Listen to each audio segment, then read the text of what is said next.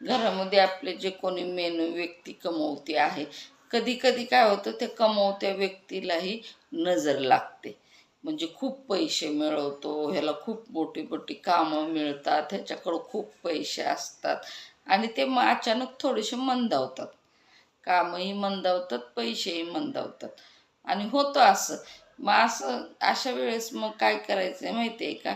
मी काल दिवाळीच्या वेळेस बाजारात गेले होते. मला ही जरा थोडीशी गरज होती त्याची, मी घेऊन आले होते. ते काय असतं माहिती आहे का? असे राळे असतात, एकदम नाजूक, म्हणजे सुईच्या टोकावून सुद्धा असे छोटे छोटे असे राळ्याची पुडी एक बाजारात मिळते. आणि हे उडीद आहेत, हे उडीदाची एक मी आता आणलंय काल म्हणून तुम्हाला दाखवते मी. हे राळे आणि उडीद, एक लिंबू घ्यायचं, काय ते लिंबाचे 4 खाप करायचे.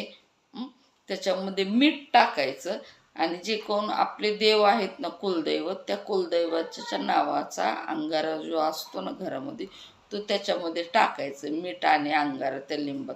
आणि तेच लिंबावर थोडेसे राळे आणि थोडेसे उडीद टाकायचे. आणि जो मेन घरामध्ये कमवता जो व्यक्ती असतो ना, मग ती स्त्री असू शकते, मुलगा असू शकतो आपला, आपण स्वतः असू शकतो, आपले मिस्टर असू शकतात, कुणीही असू शकतात.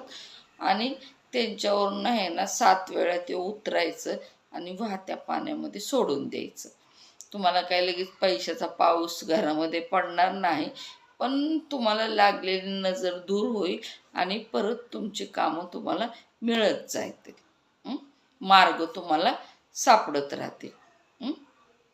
कधी कधी घरातल्या